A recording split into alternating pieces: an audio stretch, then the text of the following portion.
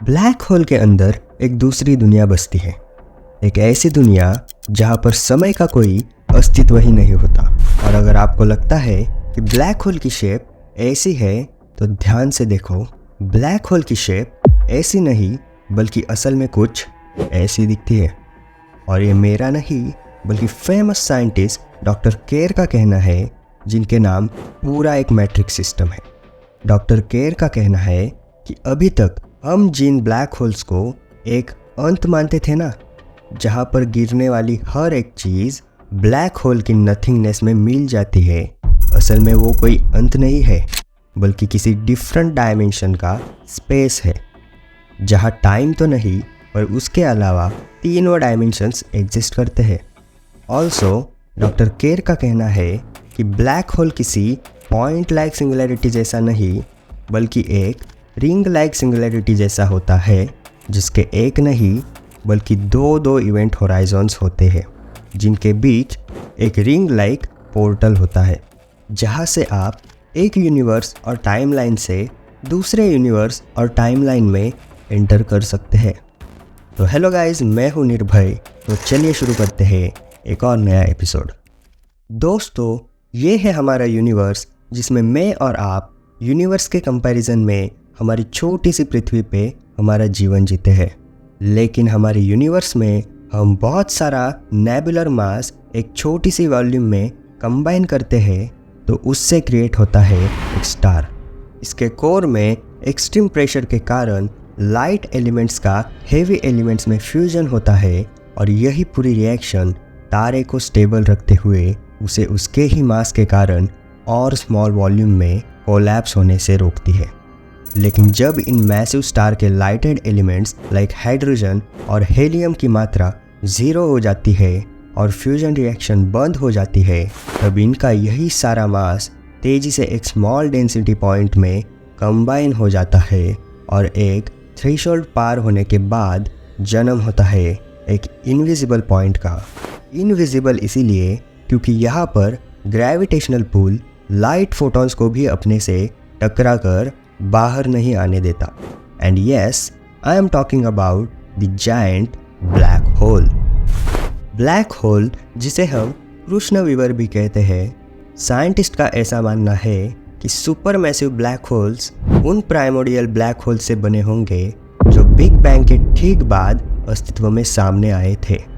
Universe में कई सारे ब्लैक होल्स हैं जो स्पेस में ऐसी जगह पर है जहाँ बहुत ही ज़्यादा ग्रेविटेशनल फोर्स मौजूद है, लेकिन इनकी इतनी एनर्जी होती है कि कोई भी चीज़ इसके आर पार नहीं जा सकती, यहाँ तक कि लाइट भी नहीं। यहाँ फिजिक्स का कोई भी नियम काम नहीं करता।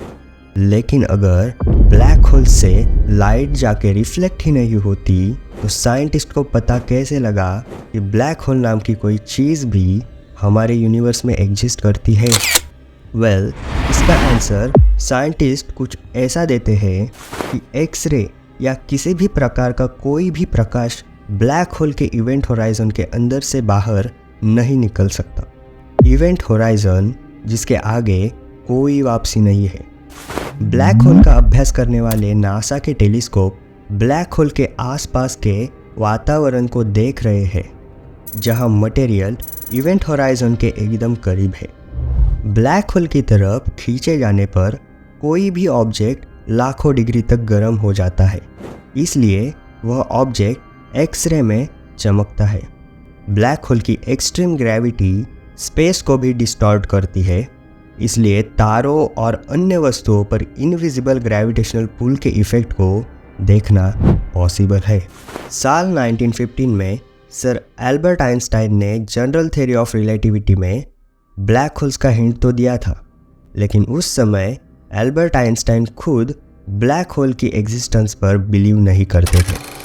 पर आइंस्टाइन की डेथ के 50 साल बाद ब्रिटिश थियोरिस्ट रॉजर पेनरोज ने अपनी पेनरोज सिंगुलैरिटी थ्योरम इक्वेशंस से ब्लैक होल की एग्जिस्टेंस और प्रॉपर्टीज़ को पहली बार डिस्क्राइब किया। अब इनकी इस रिसर्च ने इन्हें साल 2020 में फिज़िक्स में नोबेल प्राइज़ भी मिलवाया। पर यहाँ पर ना एक सरप्राइजिंग ट्विस्ट है। क्योंकि आइंस्टाइन जैसे महान साइंटिस्ट ब्लैक होल के पॉइंट लाइक सिंगुलैरिटी मॉडल को ही सच मानते चले आ रहे थे, वही लेजेंडरी फिजिसिस्ट रॉय केर, जिन्होंने साल 1963 में रोटेटिंग ब्लैक होल्स के लिए स्पेस टाइम सॉल्यूशन डिस्कवर किया है, उन्होंने रिसेंटली एक पेपर पब्लिश किया जिसका टाइटल था do black holes have singularities, जिसमें उन्होंने Albert Einstein, Roger Penrose and even Stephen Hawking जैसे बड़े बड़े साइंटिस्ट के पॉइंट लाइक सिंगुलैरिटी वाले ब्लैक होल्स मॉडल को गलत साबित करने का दावा किया, क्योंकि रॉय केर के मुताबिक ब्लैक होल्स के अंदर सिंगुलैरिटी एग्जिस्ट ही नहीं करती है। रॉय केर के मुताबिक ब्लैक होल्स के अंदर कोई सिंगुलैरिटी एग्जिस्ट ही नहीं करती, बल्कि इसके अलावा वहाँ पर कुछ और है, एक रास्ता जो हमारे यूनिवर्स को किसी दूसरे यूनिवर्स से मिलाता हो। डॉक्टर रॉय केर न्यूजीलैंड के एक मैथमेटिशियन है जो ऐसे पहले साइंटिस्ट है जिन्होंने थ्योरी ऑफ रिलेटिविटी के ब्लैक होल्स के कंसेप्ट को एक्सप्लेन करते हुए डिफाइन किया था कि ये कंसेप्ट पूरी तरह से स्टेशनरी बिना इलेक्ट्रिक चार्ज वाले ब्लैक होल्स पर ही अप्लाई होती है, जिनके पास किसी तरह का कोई मोमेंटम ना हो और स्पेशली वो अपनी एक्सिस पर स्पिन ना करते हो। और सही कहूँ तो एल्बर्ट आइंस्टाइन और स्टीफन हॉकिंग के डिस्क्रिप्शन हमारे यूनिवर्स में मौजूद रियल ब्लैक होल्स से मैच नहीं करते, क्योंकि अभी तक हमने यूनिवर्स में जितने भी ब्लैक होल्स को ऑब्जर्व किया है ना, उन सब में इलेक्ट्रिक चार्ज और रोटेशनल स्पिन है। यहाँ तक कि इन ब्लैक होल्स के रोटेट करने से स्पेस टाइम पर ग्रेविटेशनल इम्पैक्ट को भी हमने नोटिस किया है, जिस वजह से हमें ब्लैक होल्स के एग्जिस्टेंस का भी प्रमाण मिलता है।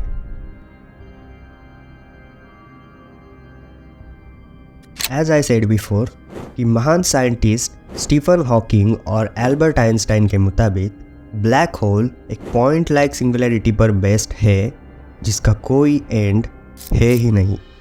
दैट मीन्स उनके मुताबिक अगर आप ब्लैक होल में बाय मिस्टेक गिर जाओगे तो आप ब्लैक होल के वन डायमेंशनल नथिंगनेस में हमेशा हमेशा के लिए समा जाओगे, जिसके बाहर निकलना पॉसिबल ही नहीं है। और वही डॉक्टर केर के मुताबिक ब्लैक होल एक रिंग लाइक सिंगुलैरिटी पर बेस्ड है जिसका एक एंड भी है, और अगर आप ब्लैक होल में गिर भी गए तो कम ही सही पर चांसेस है कि आप उससे बाहर निकल सकोगे, लेकिन शायद किसी दूसरे यूनिवर्स के डिफरेंट टाइमलाइन में। अब सवाल ये है कि किसकी माने, स्टीफन हॉकिंग और एल्बर्ट आइंस्टाइन की, जिनका पूरा काम मैथमेटिकल इक्वेशंस पर बेस्ड है, या डॉक्टर केर की, जिन्होंने जनरल थ्योरी ऑफ रिलेटिविटी में रोटेशनल ब्लैक होल के लिए सॉल्यूशन डिस्कवर किया है। मैं तो पर्सनली डॉक्टर केर के साथ जाऊंगा, क्योंकि उनकी ब्लैक होल की डिस्क्रिप्शंस यूनिवर्स के फिजिकल रियलिटी से बहुत हद तक मेल खाती है, जो कि अभी तक के ऑब्जर्वेशंस में ब्लैक होल की रोटेशनल स्पीड के बारे में ऑब्जर्व हो चुका है। और वही स्टीफन हॉकिंग और एल्बर्ट आइंस्टाइन का सबसे बड़ा फ्लॉ ब्लैक होल्स में पॉइंट लाइक सिंगुलैरिटी को प्रमोट करना और उन्हें नॉन रोटेशनल होने की अनरियलिस्टिक बातें करना। वैसे आप किसके साथ जाओगे, कमेंट में ज़रूर बताना। नाउ अगर आप केर ब्लैक होल में गिरते हैं तो पहले आप इसके आउटर इवेंट होराइजन को पार करते हैं, और अगर आप मैटर को एटॉमिक लेवल पर ब्रेक करने वाले एक्सट्रीम ग्रेविटेशनल इम्पैक्ट को झेल जाते हैं, तो अब आप पहुंच जाओगे ब्लैक होल के 3 डायमेंशनल स्पेस में, जहां समय तो नहीं है पर इसके अलावा स्पेस की 3 डायमेंशंस एग्जिस्ट करती है, जिसमें आप फ्रीली ट्रैवल कर सकते हैं। लेकिन अगर आप ब्लैक होल को और एक्सप्लोर करने के लिए और अंदर जाते हैं और अल्टीमेटली इनर इवेंट होराइजन को भी पार कर देते हैं, तब आप इसकी रिंग लाइक सिंगुलैरिटी के अंदर खींचेंगे, जिसके बारे में डॉक्टर केर हमेशा से ही कहते आए हैं। पर यह भी कोई अंत नहीं है, क्योंकि कई थ्योरीज ये दावा करती है कि रिंग सिंगुलैरिटी एक वार्म होल है जो यूनिवर्स के दो अलग अलग हिस्सों और शायद दो अलग अलग टाइमलाइंस को आपस में जोड़ता है। नाउ ऑफ कोर्स यह ग्रेविटेशनल इन्फ्लुएंस इतना ज़्यादा होगा कि कोई इंसान बिना एटॉमिक लेवल पर ब्रेक हुए इसे पार नहीं कर सकता। दोस्तों, मुझे उम्मीद है कि आपको ये वीडियो बहुत पसंद आया होगा और आपको ब्लैक होल के बारे में बहुत हद तक जानकारी प्राप्त हो गई होगी। तो अगर आपको भविष्य के बारे में भी जानने में इंटरेस्ट हो तो आप मेरी ये वाली वीडियो ज़रूर देख सकते हो। मुझे पूरा भरोसा है कि आपको मेरी ये वीडियो नाराज़ नहीं करेगी। तो वहीं पर मिलते हैं, तब तक के लिए बी अवेयर, बी सेफ। जय हिंद, जय भारत, वंदे मातरम।